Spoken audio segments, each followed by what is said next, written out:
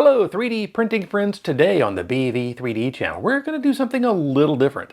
I've left my old recording studio and expanded into a new one, so we'll get a quick tour of the new BV3D channel studio space. You'll get to see where I work when I'm coming up with video ideas, testing products, editing videos, and all that. Stick around and we'll get into it right after this. I'm Brian and you are watching BV3D.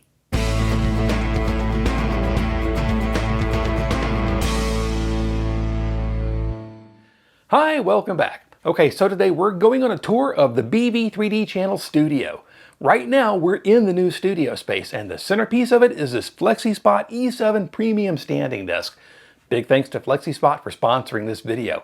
Now we'll come back to the desk and show it off in a little bit because it's really cool and I like it a lot. But first I wanted to show you where I've been making videos for the past 5 years and you'll see why this new space is such a huge upgrade.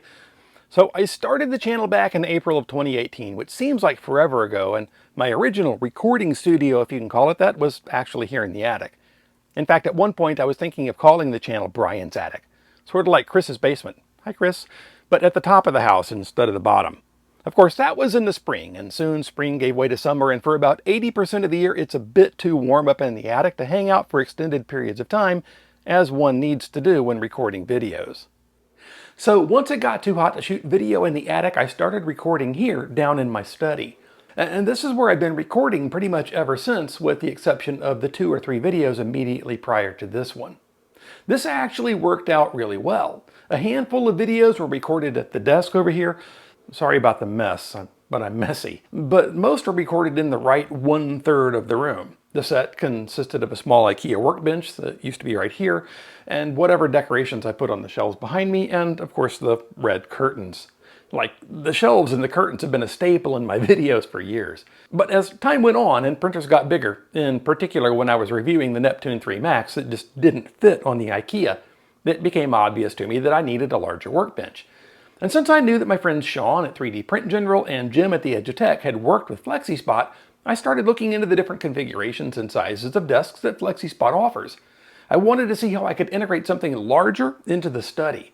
And that meant making sure that whatever size I decided on would actually fit. By the way, my go-to tool for room planning is actually Tinkercad. And if you want me to make a video about that, let me know in the comments. I've got several rooms in the house already modeled in Tinkercad, including the study. I use this a lot when I feel like I want to rearrange or swap furniture, so I can make sure it'll fit before I actually go to the effort of moving a bunch of heavy stuff around or buying something that's too big. It's a real time saver and a real back saver. But what I quickly realized is that I wouldn't be able to fit a standing desk in the study that was much larger than the IKEA workbench I already had, and I needed something bigger. My wife and I had previously discussed rearranging the rooms upstairs, and after a lot of thought and a lot of Tinkercad, the eventual solution was arrived at. And so what had been the guest room has become the new BV3D channel studio. Instead of 1/3 of a room, it's an entire room. With the much expanded studio space, I was able to fit the original IKEA workbench, a second smaller IKEA workbench, a pair of bookshelves, a pair of old office storage cabinets, a small editing desk, a utility cart repurposed as a camera dolly, an ancient dresser which actually holds gift wrap and the like and is not part of the actual studio design but has nowhere else to live, and of course this massive 78-inch by 30-inch FlexiSpot E7 standing desk. In fact, I pretty much designed the whole studio around this thing in Tinkercad.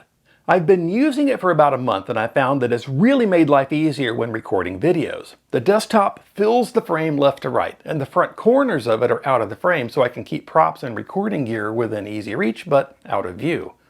I can lower the desktop to about 2 feet off the ground to make it easy to load printers onto it, and then raise it up to about 40 inches, which is where I like it for recording. I can actually adjust it all the way up to just a smidge over 4 feet, and that's handy for working on the internals of a printer without having to crouch down. And I really like this bamboo desktop. Get it? Bamboo? Anyway, it'll lift up to 355 pounds, so these 4 Bamboo Lab printers, about 175 pounds worth, pose no problem. Plus it doesn't move around much even if I shove on it. And yes, I've done the thing everyone else does on YouTube.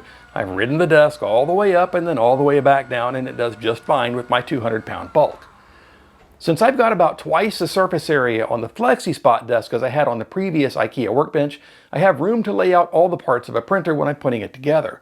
And, you know, the big printers fit on here too, like the Creality CRM4 I need to unbox and make a video about. But the desk isn't just a prop in my videos. I also do normal work at it, like when I'm researching things on the web, or working on a script, or running a test print on a new printer. I bought a stool on Amazon so I can sit at the desk whether it's high or low, and sometimes I actually do the standing thing. Actually, a lot of the time I do the standing thing. I thought I was going to like that Amazon stool a lot better than I actually do. So, moving along on our tour, let's see more of what's behind the desk. Right smack in the middle, there's the old IKEA workbench. I generally keep a printer or two over here, along with a bunch of storage boxes on the shelves. I use these felt boxes for frequently used tools and stuff, and I basically use them like drawers. And the storage boxes have a variety of printer parts and stuff like that. Next, I have a pair of bookshelves, one on either side of the IKEA. These are still a work in progress. I use them to show off things I printed, and I'm also using them for a bit of filament storage. I've added some LED strip lights to this one, but I still need to do that to the other one. Then, further past the bookshelves, I have these old beige office storage cabinets. The one on the left is almost entirely filament storage. No, wait, it is entirely filament storage. And the one on the right has some filament, but it's mostly miscellaneous stuff. And then, of course, I've got this smaller IKEA workbench over by the window.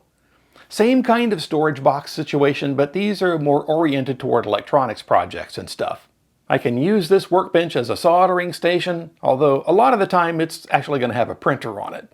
Now let's move to the front of the desk. This is the camera side of things. This is my small 4-foot by 2-foot video editing station. I've got my computer and monitor here, some speakers, headphones, pens and pencils, and all the other sorts of things you'd expect on a desk. I feel like I could use an extra foot of width, and with as much as I like the big E7, I'm thinking of buying a smaller one to put here, maybe an E2. There's a rescued office chair that's not too shabby, and a thick acrylic chair mat so my wheels move around easily. That chair mat was about $60. It's not cheap, but it's good. And right next to it, I have a trash can I printed in spiral vase mode on a Creality Surmoon D1 with a 1.0 millimeter nozzle in glow-in-the-dark filament. Because I could. Okay, next, here's my janky camera dolly. I've got my Canon EOS M6 Mark II with 2 dead pixels inside a Glide Gear teleprompter rig with an iPad mini running some teleprompter software and my Rode Wireless Go 2 microphone transmitters and receiver. And that's all mounted on a cheap tripod that I've zip tied to one corner of the cart. To balance that out, I have a battery backup system weighing down the other side of the cart, and then I've got various bits of AV gear on the shelves. I've got an old HP monitor here so I can check focus and see what the camera sees because I really can't tell on the camera's tiny screen whether something's in focus or not. Right next to that I've got a big RGB LED panel on a stick and an RGB light wand. And then here and here I have a couple more RGB LED panels. These give me the lighting I need for recording my videos. Oh, I've also got a fan here too. This thing blows. And then last, this is the ancient dresser that has nowhere else to live. It's where gift wrap and gift boxes and random other non-BV3D channel things are stored. Now, there are still a few things I need to do in here. For instance, you probably noticed the curtains. Pink? No, they're red. Just a very, very, very light shade of red. I'm going to replace them with something darker. I'm still also working on the lighting in here. I'm thinking of installing a pole across the ceiling to hang the lights instead of using tripods. Manfrotto makes one, and there's another one called a Veripole, but I think I need to buy an extra extension with those because they're just a little bit too short. So if you have experience with those and have a suggestion on which one to get, I'd love to hear it. I need to span about 14.5 feet with it. Now that should also get me the ability to hang a microphone or a top-down camera, which will be super useful for live streams. Something else I'm thinking about doing is putting Repcord's RepRack system right over here to store filament.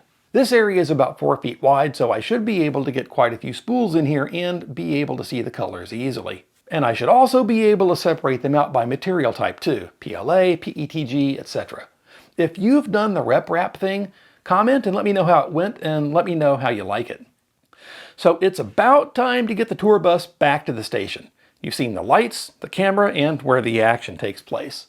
I want to thank FlexiSpot again for sponsoring this video and sending over the E7 Premium Standing Desk. I really do like it, and quite honestly, if they hadn't sent it, I would have bought one.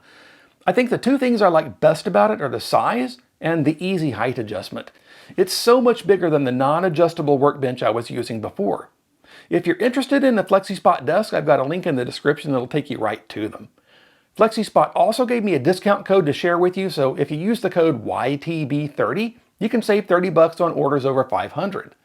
And if you want a motorized adjustable standing desk but you're on a budget, you can get the E2 standing desk with a 4-foot by 2-foot desktop for under $200.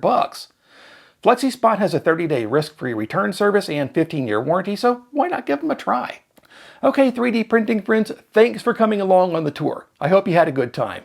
Please make sure to collect all your personal belongings and hold those handrails on the way out. Big thanks to everyone who supports the channel, whether with a channel membership or by using the links in the description. If you liked this one, give it a thumbs up and maybe consider subscribing so you don't miss future episodes. The other 99% of them are about 3D printing and not tours of the channel, I promise. Well, 3D printing friends, that's about all the time we have for this one. And now that we're at the end, let's go print something cool.